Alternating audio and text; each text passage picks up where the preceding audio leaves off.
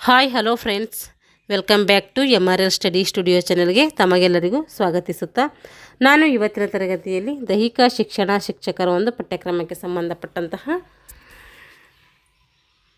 ಅನಾಟಮಿಯಲ್ಲಿ ಬರುವಂತಹ ಜ್ಞಾನ ಸಂಸ್ಥೆ ಅಥವಾ ನರಮಂಡಲ ವ್ಯೂಹ ಈ ಒಂದು ವಿಷಯದ ಕುರಿತು ಇವತ್ತಿನ ತರಗತಿಯನ್ನು ಮಾಡ್ತಾಯಿದ್ದೀನಿ. ಈ ಹಿಂದೆ ನಾನು ಅನಾಟಮಿ ಮೇಲೆ ಅಥವಾ ಶರೀರರಚನಾ ಶಾಸ್ತ್ರದ ಮೇಲೆ ಏನು ಮಾಡಿದ್ದೀನಿ, 5 ಅಧ್ಯಾಯಗಳು ಕಂಪ್ಲೀಟಾಗಿ ಮುಗಿಸಿದ್ದೀನಿ. ಹಾಗೆ ಇನ್ನಿತರ ಒಂದು ಪಠ್ಯಪುಸ್ತಕ ಏನಿದೆಯೋ ಅಂದರೆ 6ರಿಂದ 10ನೇ ತರಗತಿ ಗಂಟ ಇವಾಗ 6, 7, 8 ಕಂಪ್ಲೀಟ್ ಮಾಡಿದ್ದೀನಿ. 9ನೇ ತರಗತಿಯನ್ನು ಸ್ಟಾರ್ಟ್ ಮಾಡಿದ್ದೀನಿ. ಇವಾಗ 9, 10 ಮುಗಿಸಿದರೆ ದೈಹಿಕ ಶಿಕ್ಷಣ ಪಠ್ಯಪುಸ್ತಕ ಏನಾಗುತ್ತೆ ಅಲ್ಲಿ ಕಂಪ್ಲೀಟ್ ಆಗಿಬಿಡುತ್ತೆ. ಆಮೇಲೆ ದೈಹಿಕ ಶಿಕ್ಷಣ ಶಿಕ್ಷಕರ ಪಠ್ಯಕ್ರಮಕ್ಕೆ ಸಂಬಂಧಪಟ್ಟಂತಹ ಹಲವಾರು ವಿಡಿಯೋಗಳನ್ನು ಮಾಡಿದ್ದೀನಿ. ಅಂದರೆ ಈ ಒಂದು ಅದರ ಇತಿಹಾಸ ಆಗಿರ್ಬೋದು, ಅದ್ರ ಬೆಳವಣಿಗೆ ಆಗಿರ್ಬೋದು, ಇದೆಲ್ಲ ಏನು ಮಾಡಿದ್ದೀವಿ ಅಂದರೆ ಹಿಂದಿನ ತರಗತಿಯಲ್ಲಿ ತಿಳ್ಕೊಂಡಿದ್ವಿ ಪಠ್ಯಕ್ರಮದ ಅನ್ವಯ. ಹಾಗೆ ಇನ್ನೂ ಉಳಿದಂತಹ ಯಾವುದಂದರೆ ಶೈಕ್ಷಣಿಕ ಮನೋವಿಜ್ಞಾನ ಆಗಿರ್ಬೋದು, ಶೈಕ್ಷಣಿಕ ಆಡಳಿತ ಮತ್ತು ಸಂಘಟನೆ ಆಗಿರ್ಬೋದು, ಗೇಮ್ಸ್ ಇದ್ದಾವೆ, ಅವೆಲ್ಲ ಏನು ಮಾಡೋಣ ಒಂದೊಂದಾಗಿ ನಾವೇನು ಮಾಡೋಣ ನೋಡ್ತಾ ಹೋಗೋಣ. ಇವಾಗ ನಾನು ಹೇಳ್ತಾ ಇರೋದು ಜ್ಞಾನ ಸಂಸ್ಥೆ ಅಥವಾ ನರಮಂಡಲ ವ್ಯೂಹ ಈ ಒಂದು ವಿಷಯದ ಕುರಿತು ಇವತ್ತಿನ ತರಗತಿ ನೋಡೋಣ.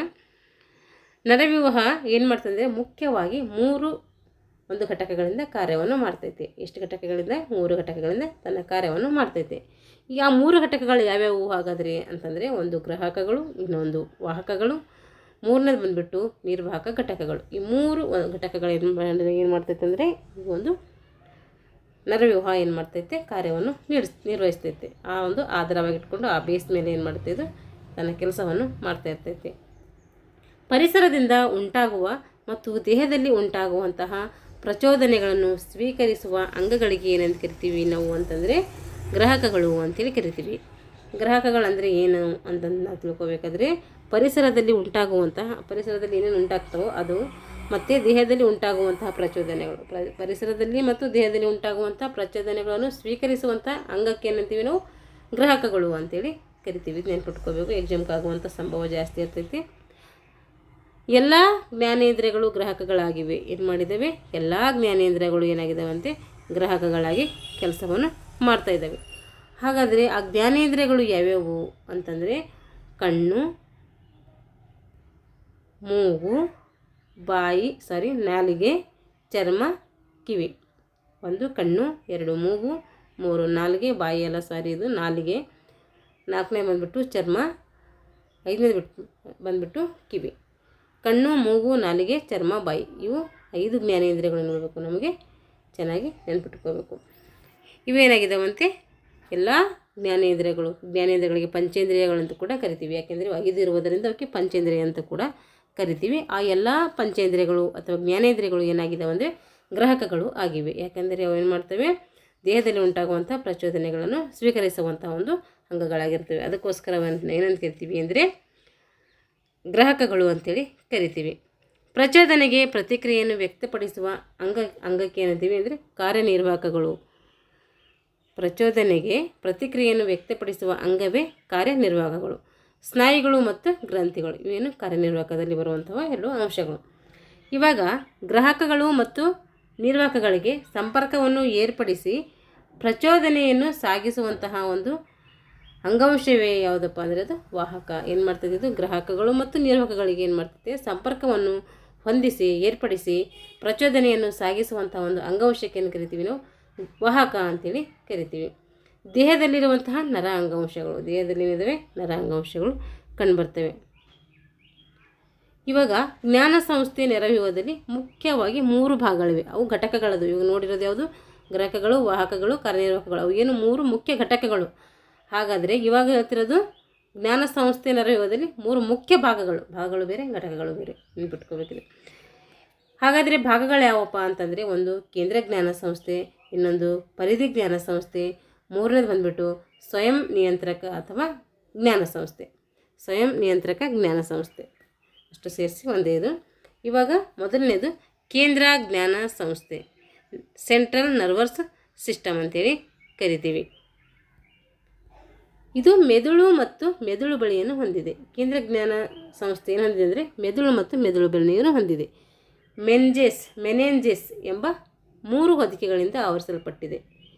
ಕೇಂದ್ರ ಜ್ಞಾನ ಸಂಸ್ಥೆ ಏನು ಮಾಡಿದೆ ಅಂದರೆ ಮೆನೆಂಜಸ್ ಎಂಬ 3 ಹೊದಿಕೆಗಳಿಂದ ಏನು ಮಾಡಿದೆ, ಅದು ಸುತ್ತುವರಿದಿದೆ. ಮೇಲಿನ ಹೊದಿಕೆಗೆ ಏನೇನು ಕರಿತೀವಿ ಹಾಗಾದರೆ ಅಂತಂದರೆ ಡ್ಯೂರಾಮೆಟರ್. ಇದು ಮೇಲಿನ ಹೊದಿಕೆ ಅಂದರೆ ಜ್ಞಾನ ಸಂಸ್ಥೆಯ ಮೇಲಿನ ಹೊದಿಕೆಗೆ ಡ್ಯೂರಾಮೆಟರ್ ಅಂತೇಳಿ ಕರಿತೀವಿ.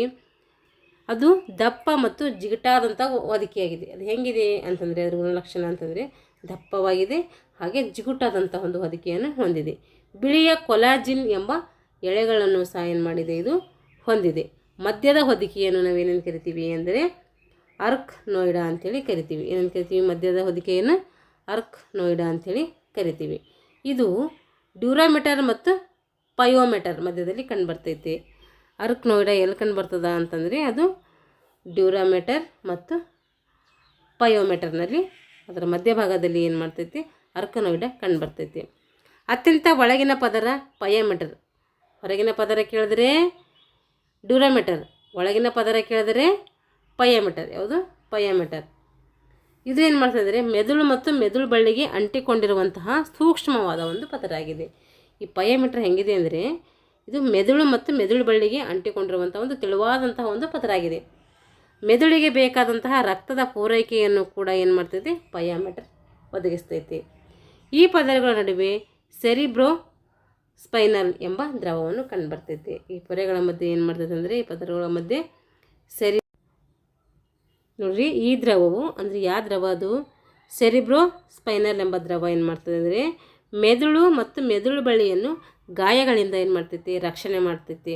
ಹಾಗೂ ನರಕೋಶಗಳಿಗೆ ಪೋಷಕಾಂಶವನ್ನು ಒದಗಿಸ್ತೈತಿ. ಯಾವುದು, ಸೆರಿಬ್ರೋ ಸ್ಪೈನಲ್ ಎಂಬ ದ್ರವ.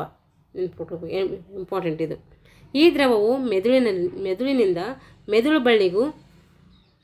ಬಳ್ಳಿಯಿಂದ ಮೆದುಳಿಗೂ ಏನು ಮಾಡ್ತೈತಿ, ಚಲಿಸ್ತಾ ಇರ್ತೈತೆ. ಸೆರಿಬ್ರೋ ಸ್ಪೈನಲ್ ಎಂಬ ದ್ರವ ಏನು ಮಾಡ್ತಂದರೆ ಮೆದುಳಿನಿಂದ ಮೆದುಳು ಬಳ್ಳಿಗೆ, ಮೆದುಳು ಬಳ್ಳಿನಿಂದ ಮೆದುಳಿಗೆ ಏನು ಮಾಡ್ತೈತಿ, ಚಲಿಸ್ತಾ ಇರ್ತೈತಂತೆ. ಇವಾಗ ಬ್ರೈನ್ ಅಥವಾ ಮೆದುಳು ಅಂಥೇಳಿ ಕರಿತೀವಿ. ಇದನ್ನು ಇಂಪಾರ್ಟೆಂಟ್. ಇದು ವಯಸ್ಕ ಮಾನವನ ಮೆದುಳಿನ ತೂಕ ಎಷ್ಟಿರ್ತೈತೆ ಅಂದರೆ 1400 ಗ್ರಾಮ್ ಇರ್ತೈತೆ. ಇದು ಎಕ್ಸಾಮ್ಗಾಗಿದೆ. ಟಿ ಎಲ್ಲೆಲ್ಲ ಏನಾಗಿದೆ, ಸೈಕಾಲಜಿಯಲ್ಲಿ ಇದೊಂದು ಎಕ್ಸಾಮ್ಗಾಗಿದೆ, ನೆನ್ಪಿಟ್ಕೊಳ್ಬೇಕು.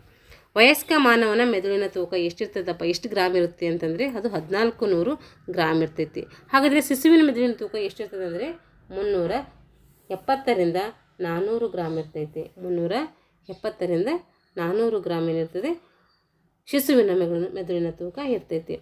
ಈ ಮೆದುಳು ಮುಖ್ಯವಾಗಿ ಏನು ಮಾಡಿದೆ ಅಂದರೆ 3 ಪದರಗಳನ್ನು ಹೊಂದಿದೆ.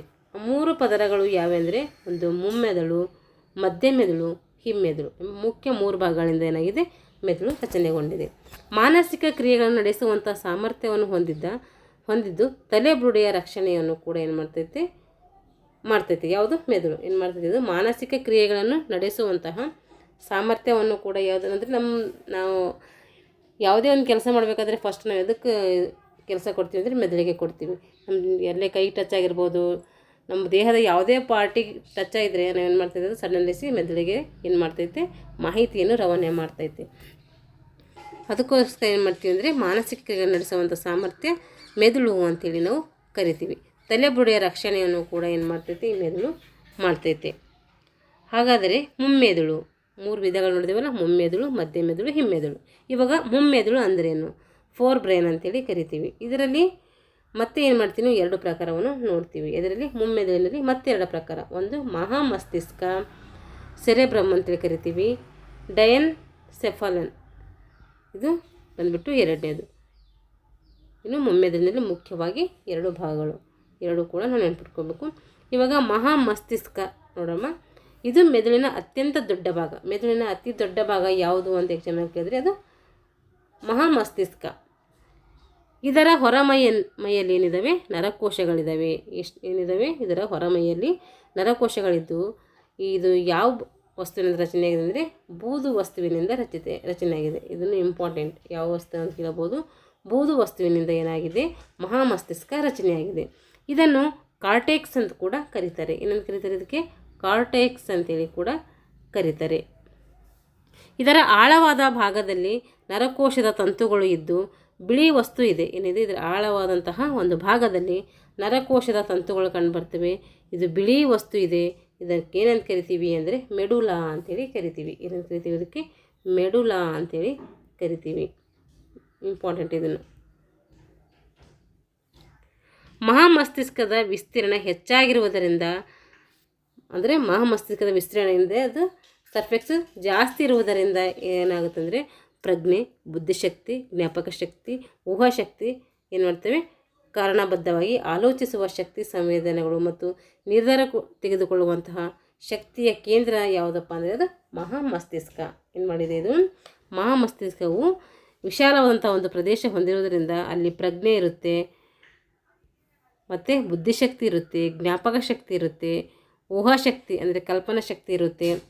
ಇವೆಲ್ಲ ಇರೋದರಿಂದ ಇದೇನು ಮಾಡ್ತದೆ ಅಂದರೆ ಆಲೋಚಿಸುವ ಶಕ್ತಿ, ಸಂವೇದನೆಗಳು ಮತ್ತು ನಿರ್ಧಾರ ತೆಗೆದುಕೊಳ್ಳುವಂತಹ ಶಕ್ತಿಯ ಕೇಂದ್ರ ಅಂತೇಳಿ ನಾವು ಮಹಾಮಸ್ತಿಷ್ಕವನ್ನು ಕರಿತೀವಿ.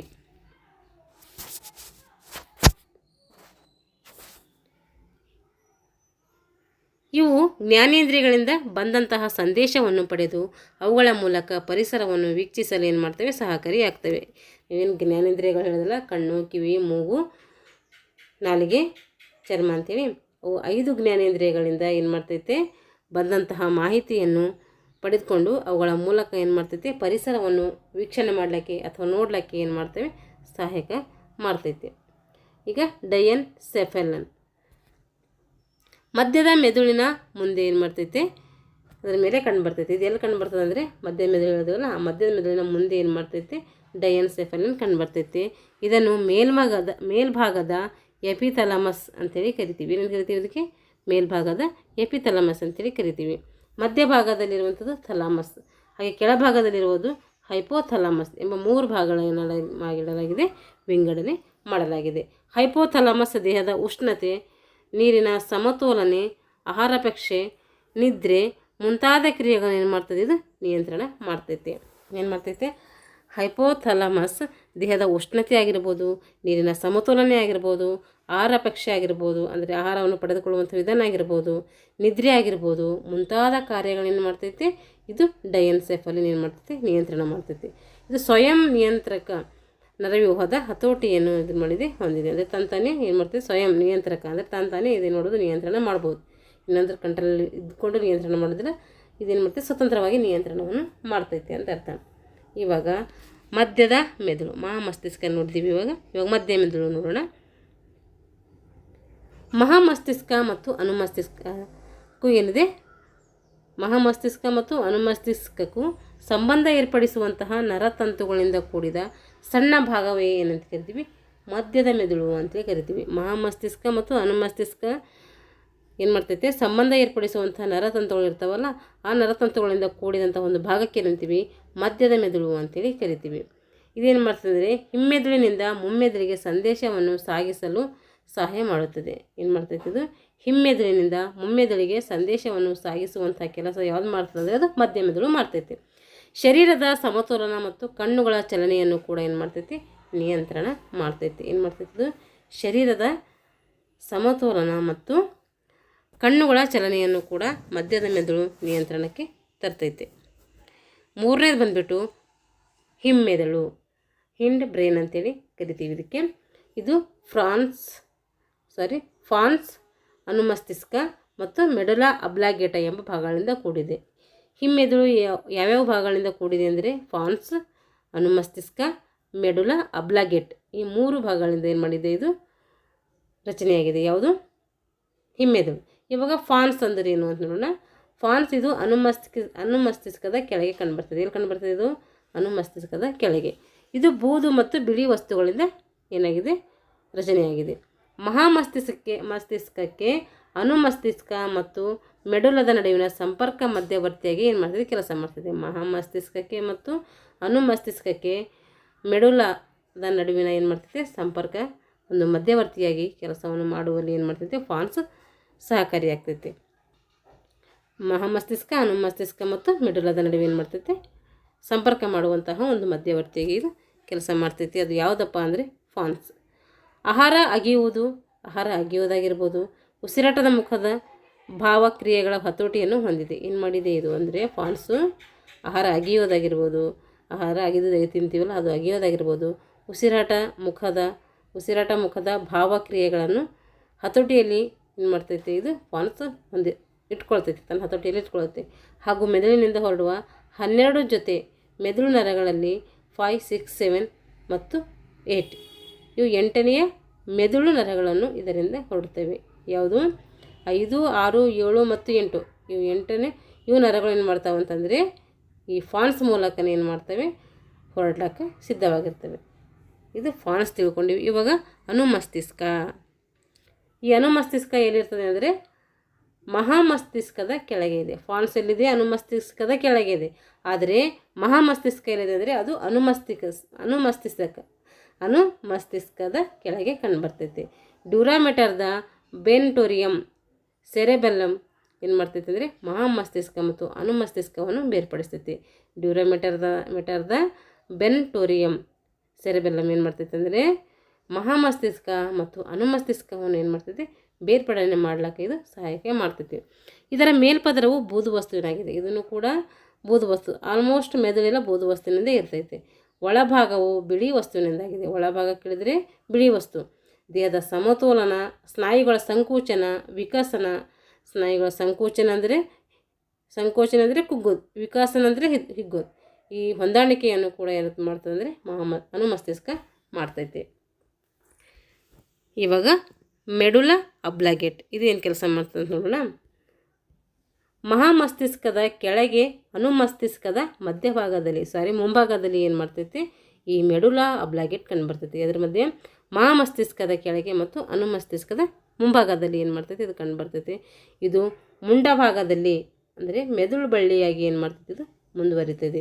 ದೇಹದ ಅನೈಚ್ಛಿಕ ಕ್ರಿಯೆಗಳಾದಂತಹ ಹೃದಯದ ಬಡಿತ ಆಗಿರ್ಬೋದು, ಮತ್ತು ಉಸಿರಾಟದ ರಕ್ತದೊತ್ತಡ ಆಗಿರ್ಬೋದು, ಜೀರ್ಣನಾಳದ ಚಲನೆಗಳ, ಕಿಣ್ವಗಳ ಸ್ರವಣ ಮತ್ತು ಚಯಾಪಚಯ ಕ್ರಿಯೆಗಳಿಗೆ ಸಂಬಂಧಪಟ್ಟಂತಹ ಇತರ ಚಟುವಟಿಕೆಗಳನ್ನು ಕೂಡ ಏನು ಮಾಡ್ತೈತಿ ನಿಯಂತ್ರಣ ಮಾಡ್ತೈತಿ. ಯಾವುದು? ಮೆಡುಲಾ ಅಬ್ಲಾಂಗೇಟ ಏನು ಮಾಡ್ತದೆ ಇದು ಹೃದಯದ ಬಡಿತ ಮತ್ತು ಉಸಿರಾಟದ ರಕ್ತದ ಒತ್ತಡದ, ಜೀರ್ಣನಾಳದ ಚಲನೆ, ಕಿಣ್ವಗಳ ಸ್ರವಣ, ಚಯಾಪಚಯ ಕ್ರಿಯೆಗಳು ಎಲ್ಲ ಸಂಬಂಧಪಟ್ಟಂಥ ಕ್ರಿಯೆಗಳನ್ನು ಏನು ಮಾಡ್ತದೆ ಇದು ನಿಯಂತ್ರಣಕ್ಕೆ ತಂದುಕೊಳ್ತೈತಿ. ಇದರಲ್ಲಿ ಮೆದುಳಿನಿಂದ ಬರುವಂತಹ ಕ್ರಿಯಾವಾಹಿ ತಂತುಗಳ ಅಡ್ಡದಾಟುವಿಕೆ ಅಂತೇಳಿ ಕರಿತೀವಿ. ಇದೇನು ಮಾಡ್ತೀವಿ, ಇದರಲ್ಲಿ ಮೆದುಳಿನಿಂದ ಬರುವಂತಹ ಕ್ರಿಯಾವಾಹಿ ತಂತುಗಳಿರ್ತಾವಲ್ಲ ಅವಕ್ಕೇನಂತ ಕರಿತೀವಿ ಅಂದರೆ ಅಡ್ಡ ದಾಟುವಿಕೆ ಅಂತೇಳಿ ಕರಿತೀವಿ. ಇವಾಗ ಕಶೇರುಕ ರಜ್ಜು, ಸ್ಪೈನಲ್ ಕಾರ್ಡ್ ಅಂತ ಕರಿತೀವಿ ಇದಕ್ಕೆ. ಇದು ಎಲ್ಲಿರ್ತದಪ್ಪ ಕಶೇರುಕ ರಜ್ಜು ಅಂದರೆ ಬೆನ್ನು ಮಣಿಸರದಲ್ಲಿ ಇರ್ತೈತಿ. ಇದು ಸುಮಾರು ಎಷ್ಟು ಉದ್ದ ಹೊಂದಿದೆ ಅಂದರೆ 18 ಅಂಗುಲ ಉದ್ದವನ್ನು ಹೊಂದಿದೆ. ಬೆನ್ನು ಮಣಿಸರದಲ್ಲಿ ಸಾಗಿ ಅದರಿಂದ ರಕ್ಷಣೆಯನ್ನು ಕೂಡ ಏನು ಮಾಡ್ತೈತಿ ಕಶೇರುಕ ರಜ್ಜು ಪಡೆದಿರ್ತೈತಿ. ಮೇಲ್ಪದರದಲ್ಲಿ ಸುತ್ತಲೂ ಏನಿದೆ ಬಿಳಿ ವಸ್ತುವಿದೆ. ಈ ಕಶೇರುಕ ರಜ್ಜದಲ್ಲಿ ಮೇಲ್ಪದರದಲ್ಲಿ ಏನು ಕಂಡು ಬರ್ತದೆ ಅಂದರೆ ಸುತ್ತಲೂ ಬಿಳಿಯಾದಂಥ ಒಂದು ವಸ್ತುವಿನಿಂದ ಏನಾಗಿದೆ ಇದು ಸುತ್ತುವರೆದಿದೆ. ಮಧ್ಯದಲ್ಲಿ ಏನಾಗಿದೆ ಅಂದರೆ ಹೆಚ್ಚಾಕಾರದ ಕಶೇರುಕ ಇರ್ತೈತೆ. ಮಧ್ಯದಲ್ಲಿ ಏನಿದೆ ಹೆಚ್ಚಾಕಾರದ ಕಶೇರುಕವನ್ನು ಹೊಂದಿರ್ತೈತಿ. ರಜ್ಜುವಿನ ಕಾಲುವೆ ಇದೆ. ಮಧ್ಯದಲ್ಲಿ ಹೆಚ್ಚಾಕಾರದಂತಹ ಕಶೇರುಕ ರಜ್ಜುವಿನ ಕಾಲುವೆ ಏನು ಮಾಡ್ತೈತಿ ಇಲ್ಲಿ ಕಂಡುಬರ್ತೈತಿ.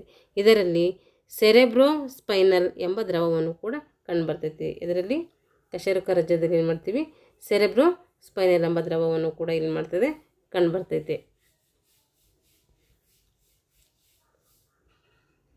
ಇದರಿಂದ 31 ಜೊತೆ ನರಗಳು ಹೊರಟು ದೇಹದ ನಾನಾ ಭಾಗಗಳಾದಂತಹ ಹೃದಯ ಆಗಿರ್ಬೋದು, ಶ್ವಾಸಕೋಶಗಳಾಗಿರ್ಬೋದು, ಜಠರ ಆಗಿರ್ಬೋದು, ಕರುಳು, ಮೆದುಜೀರಕ ಗ್ರಂಥಿ ಆಗಿರ್ಬೋದು, ಮೂತ್ರಜನಕಾಂಗಗಳು, ಜ್ಞಾನೇಂದ್ರಿಯಗಳು ಇವೆಲ್ಲ ಏನು ಮಾಡ್ತೇವೆ ಕವಲು ಹಿಡಿದುಕೊಂಡು ಹರಡ್ಕೊಂಡಿರ್ತೇವೆ. ಈ 31 ಜೊತೆ ನರಗಳು ಇರ್ತಾವಲ್ಲ ಕಶೇರುಕ ರಜ್ಜುದಲ್ಲಿ ಅಂದರೆ ಬೆನ್ನು ಮಣಿಸರದಲ್ಲಿ. ಆ ಒಂದು ಬೆನ್ನು ಮಣಿಸರದಲ್ಲಿ ಏನು ಮಾಡ್ತೈತೆ ಅಂತಂದರೆ 31 ನರಗಳು ಏನು ಮಾಡ್ತವೆ ಒಂದೊಂದು ಕಾರ್ಯವನ್ನು ಮಾಡ್ತವೆ. ಅದು ಯಾವ್ಯಾವ ಕಾರ್ಯಗಳು ಮಾಡ್ತವೆ ಅಂದರೆ ಹೃದಯ, ಶ್ವಾಸಕೋಶ, ಜಠರ, ಕರುಳು, ಮೆದುಜೀರಕ ಗ್ರಂಥಿ, ಮೂತ್ರಜನಕಾಂಗಗಳು, ಜ್ಞಾನೇಂದ್ರಿಯಗಳು ಇವೆಲ್ಲ ಏನು ಮಾಡ್ತವೆ 31 ನರಗಳಿಗೂ ಕವಲು ಹಿಡಿದು ಏನು ಮಾಡ್ತವೆ ಹರಡ್ಕೊಂಡು ತಮ್ಮ ಕಾರ್ಯವನ್ನು ಮಾಡ್ತವೆ. ಮೆದುಳು ಬಳಿಯ ಜ್ಞಾನವಾಹಿ ಮತ್ತು ಕ್ರಿಯಾವಾಹಿ ನರ ಎಂಬ 2 ಬಗೆ ಏನಿದೆ ನರತಂತುಗಳು ಕಂಡುಬರ್ತವೆ. ಯಾವ್ಯಾವು? ಜ್ಞಾನವಾಹಿ ಮತ್ತು ಕ್ರಿಯಾವಾಹಿ ನರಗಳು ಅಂತೇಳಿ ನೋಡ್ತೀವಿ. ಜ್ಞಾನವಾಹಿ ನರಗಳು ಆಮೇಲೆ ಕ್ರಿಯಾವಾಹಿ ನರಗಳು. ನರಗಳಲ್ಲಿ ಮುಖ್ಯವಾಗಿ 2 ಪ್ರಕಾರಗಳು. ಶರೀರದ ಎಲ್ಲ ಭಾಗಗಳ ಮತ್ತು ಮೆದುಳಿನ ನಡುವಿನ ಸಂಪರ್ಕ ಸಾಧನೆಯಾಗಿ ಏನು ಮಾಡ್ತೇವೆ ಇವು ಕಾರ್ಯವನ್ನು ನಿರ್ವಹಿಸ್ತವೆ.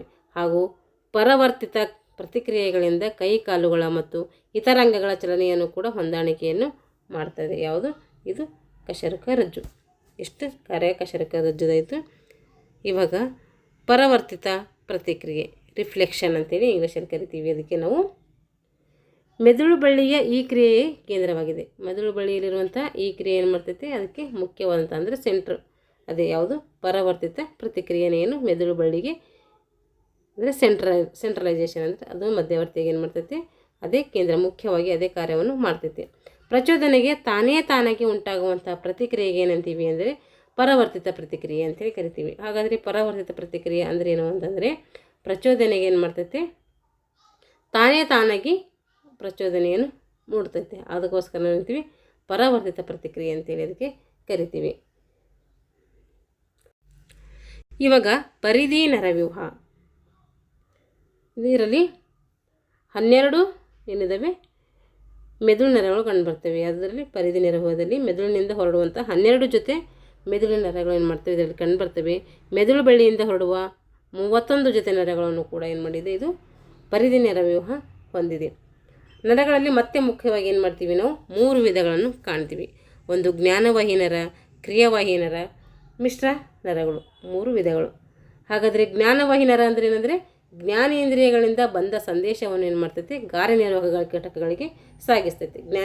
ಜ್ಞಾನೇಂದ್ರಿಯಗಳಿಂದ ಏನೇನು ಸಂದೇಶ ಬರ್ತೈತೋ ಅದೆಲ್ಲ ಏನು ಮಾಡ್ತೈತೆ ಅಂದರೆ ಕಾರ್ಯನಿರ್ವಾಹಕ ಘಟಕಗಳಿಗೆ ಕಳಿಸ್ತೈತಿ. ಕಾರ್ಯನಿರ್ವಾಹಕ ಘಟಕಗಳು ಯಾವುದಂದರೆ, ಅಲ್ಲಿ ನೋಡಿದೀವಲ್ಲ ಫಸ್ಟಲ್ಲಿ ನಾವು ಏನು ಮಾಡಿದ್ದೀವಿ, ನರವ್ಯೂಹದಲ್ಲಿ ಮುಖ್ಯವಾಗಿ 3 ಪ್ರಕಾರಗಳು. ಒಂದು ಗ್ರಾಹಕಗಳು, ಎರಡನೇದು ಬಂದುಬಿಟ್ಟು ವಾಹಕಗಳು, ಮೂರನೇದು ಕಾರ್ಯನಿರ್ವಾಹಕ ನೋಡಿದ್ದೀವಲ್ಲ. ಅದರಲ್ಲಿ ಜ್ಞಾನೇಂದ್ರಿಯಗಳಿಂದ ಬಂದಂಥ ಸಂದೇಶವನ್ನು ಏನು ಮಾಡ್ತೈತಿ, ಇದು ಕಾರ್ಯನಿರ್ವಾಹಕಗಳಿಗೆ ಕಳಿಸುವಂಥ ಘಟಕ ಯಾವುದಂದರೆ ಅದು ಜ್ಞಾನವಾಹಿ ನರ. ಹಾಗೆ ಅಂತಂದರೆ ಮೆದುಳಿನಿಂದ ಬಂದಂಥ ಸಂದೇಶಗಳನ್ನು ಏನು ಮಾಡ್ತಿದ್ದು ಕಾರ್ಯನಿರ್ವಾಹಕಗಳಿಗೆ ಕಳಿಸ್ತೈತಿ.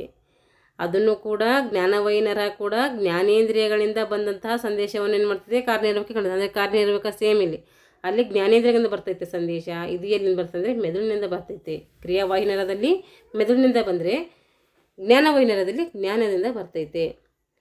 ಇಲ್ಲಿ ಮಿಶ್ರ ನರಗಳು ಜ್ಞಾನವಾಹಿ ಮತ್ತು ಕ್ರಿಯಾವಾಹಿ ನಡೆಸುವಂತಹ 2 ಕಾರ್ಯಗಳನ್ನು ಇದು ಮಿಶ್ರ ನರಗಳನ್ನು ನಡೆಸ್ತದೆ. ಅದಕ್ಕೆ ಇದು ಮಿಶ್ರ ಅಂದರೆ ಸಮ್ಮಿಶ್ರ, ಮಿಕ್ಸ್ ಇರುತ್ತೆ ಅಂತ ಅರ್ಥ. ಯಾವುದು? ಜ್ಞಾನವಾಹಿ ಮತ್ತು ಕ್ರಿಯಾವಾಹಿ ನರಗಳಿಂದ ಬಂದಂಥ ಕಾರ್ಯವನ್ನು ಇದು ಮಿಶ್ರ ನರಗಳನ್ನು ಸಾಗಿಸ್ತವೆ. ಇವೆರಡು ಸೇರಿಸ್ಕೊಂಡು ಏನು ಮಾಡ್ತೀವಿ, ಮಿಶ್ರ ನರ ತನ್ನ ಕಾರ್ಯವನ್ನು ಮಾಡ್ಕೋತೈತೆ. ಮೆದುಳಿನಿಂದ 12 ಜೊತೆ ನರಗಳು ಏನು ಮಾಡ್ತೇವೆ, ಹೊರಡ್ತವೆ. ಮೆದುಳಿನಿಂದ ಏನು ಮಾಡ್ತೇವೆ, 12 ಜೊತೆ ನರಗಳನ್ನು ಹೊರಡ್ತವೆ. ಇವುಗಳಿಗೆ ಏನಂತೀವಿ ಅಂದರೆ ಕ್ರೇವಿಯಲ್ ನರಗಳು ಅಂತೇಳಿ ಕರಿತೀವಿ. ಕ್ರೇವಿಯಲ್ ನರಗಳು ಅಂದರೆ ಏನಂದರೆ, ಮೆದುಳಿನಿಂದ ಬರುವಂಥ 12 ನರಗಳಿಗೆ ಏನಂತೀವಿ ನಾವು ಜೊತೆ ಸೇರಿಸ್ಬೇಕಲ್ಲಿ. 12 ಜೊತೆ ಸೇರಿಸಿದ್ರೆ 24 ಆಗ್ತವೆ. ಆ ನರಗಳಿಗೆ ಏನಂತೀವಿ ಅಂದರೆ ಕ್ರೇವಿಯಲ್ ನರಗಳು ಅಂತೇಳಿ ಕರಿತೀವಿ. ಜ್ಞಾನವಾಹಿ, ಕ್ರಿಯಾವಾಹಿ ಮತ್ತು ಮಿಶ್ರ ನರಗಳು ಏನು ಮಾಡ್ತವೆ, ಇದರಲ್ಲಿ ಮುಖ್ಯವಾಗಿ ಕಂಡುಬರ್ತವೆ. ಇದರಲ್ಲಿ ಕ್ರೇವಿಯಲ್ ನರಗಳಲ್ಲಿ. ಇವಾಗ ಕ್ರೇವಿಯಲ್ ನರಗಳು ಏನು ಮಾಡಲಾಗಿದೆ, ಇಲ್ಲಿ ಕೆಳಗೆ ಒಂದು ವಿಸ್ತರಣೆಯಾಗಿ ಕೊಡಲಾಗಿದೆ. ಇವಾಗ ಜ್ಞಾನವಾಹಿ ನರಗಳು, ಇದರಲ್ಲಿ ದೃಷ್ಟಿ ಜ್ಞಾನ, ವಾಸನೆಯ ಜ್ಞಾನ, ಅದರ ನೋಡುವಂಥ ಜ್ಞಾನ, ವಾಸನೆಯನ್ನು ಗ್ರಹಿಸುವಂಥಂದ್ರೆ ಸ್ಮೆಲ್ ಗ್ರಹಿಸುವಂಥ ಜ್ಞಾನ, ತಲೆ, ಮುಖ, ಬಾಯಿ, ಮೂಗು, ಹಲ್ಲು, ನಾಲಿಗೆ ಇವುಗಳಿಂದ ಬರುವಂತಹ ಜ್ಞಾನ, ಇವೆಲ್ಲ ಜ್ಞಾನವಾಹಿ ನರಗಳು ಇವೆಲ್ಲ. ಹಾಗಾದರೆ ಕ್ರಿಯಾವಾಹಿ ನರಗಳು ಯಾವಂದರೆ, ದೃಷ್ಟಿ ಸ್ನಾಯುಗಳ ನಿಯಂತ್ರಣ ಆಗ್ತೈತಿ. ಇಲ್ಲಿ ಕಣ್ಣಿನ ಹೊರಪದರ ಸ್ನಾಯುಗಳ ನಿಯಂತ್ರಣ ಆಗ್ತೈತೆ, ಹಾಗೂ ಕಣ್ಣಿನ ಸ್ನಾಯುಗಳ ನಿಯಂತ್ರಣವನ್ನು ಮಾಡುವಂತಹ ಕೆಲಸ, ಈ 3 ಕೆಲಸ ಯಾವ್ದು ಮಾಡ್ತದೆ ಅಂದರೆ ಕ್ರಿಯಾವಾಹಿ ನರ. ಏನೇನು ಕೆಲಸ ಮಾಡ್ತಾಯಿದ್ದು, ದೃಷ್ಟಿ ಸ್ನಾಯುಗಳ ನಿಯಂತ್ರಣ ಮಾಡ್ತೈತೆ, ಕಣ್ಣಿನ ಹೊರಭಾಗದ ಸ್ನಾಯುಗಳ ನಿಯಂತ್ರಣ ಮಾಡ್ತೈತೆ, ಕಣ್ಣಿನ ಸ್ನಾಯುಗಳ ನಿಯಂತ್ರಣ ಮಾಡ್ತೈತೆ. 3ರದು ಏನು ಮಾಡ್ತೈತೆ ಅಂದರೆ ನಿಯಂತ್ರಣ ಮಾಡುವಂತಹ ನರ ಯಾವುದಂದ್ರೆ ಅದು ಕ್ರಿಯಾವಾಹಿ ನರ. ಹಾಗಾದರೆ ಮಿಶ್ರ ನರ, ಮುಖದ ಸ್ನಾಯುಗಳ ನಿಯಂತ್ರಣ, ಭಾವನೆಗಳನ್ನು ಪ್ರಕಟಿಸಲು ಸಹಾಯ ಮಾಡುವಂಥದ್ದು ಮಿಶ್ರ ನರ. ಏನು? ಮುಖದ ಸ್ನಾಯುಗಳ ನಿಯಂತ್ರಣ, ಭಾವನೆಗಳನ್ನು ಮಾಡ್ತದೆ ಪ್ರಕಟಿಸಲು ಇದು ಸಹಾಯವನ್ನು ಮಾಡ್ತೈತೆ. ನಾಲಿಗೆಯ ಚಲನೆಯ ನಿಯಂತ್ರಣ, ಗಂಟಲು ಮತ್ತು ಧ್ವನಿಪೆಟ್ಟಿಗೆಯ ನಿಯಂತ್ರಣ ಏನೇನು ಕೆಲಸ ಮಾಡ್ತಿದ್ದು, ಮುಖದ ಸ್ನಾಯುಗಳ ನಿಯಂತ್ರಣ ಮಾಡೋದಲ್ಲದೆ ಅದಕ್ಕೆ ಭಾವನೆಗಳನ್ನು ಪ್ರಕಟಿಸುವಂತಹ ಕೆಲಸವನ್ನು ಕೂಡ ಮಾಡ್ತೈತೆ, ನಿಯಂತ್ರಣವನ್ನು ಮಾಡ್ತೈತೆ, ಭಾವನೆಗಳನ್ನು ವ್ಯಕ್ತಪಡಿಸುವಂಥ ಕೆಲಸ ಕೂಡ ಮಾಡ್ತೈತೆ, ಅದು ಮಿಶ್ರ ನರ. ಆಮೇಲೆ ಬಂದುಬಿಟ್ಟು ನಾಲಿಗೆಯ ನಿಯಂತ್ರಣ ಮಾಡ್ತೈತೆ, ಅಂದರೆ ನಾಲಿಗೆ ಚಲನೆ ಮಾಡ್ತೈತಲ್ಲ, ಆ ಕಡೆ ಈ ಕಡೆ ಎಡಕ್ಕೆ ಲೆಫ್ಟ್ ರೈಟು ಈ ಥರ ಎಲ್ಲ ಮೇಲೆ ಕೆಳಗೆಲ್ಲ ಮಾಡ್ತೈತಲ್ಲ, ಅದು ನಿಯಂತ್ರಣ ಅದು ಕೂಡ ನಿಯಂತ್ರಣ ಮಾಡ್ತೈತಿ. ಹಾಗೆ ಗಂಟಲು ಮತ್ತು ಧ್ವನಿಪೆಟ್ಟಿಗೆ ನಿಯಂತ್ರಣ ಕೂಡ ಮಿಶ್ರ ನರಗಳು ಮಾಡ್ತವೆ.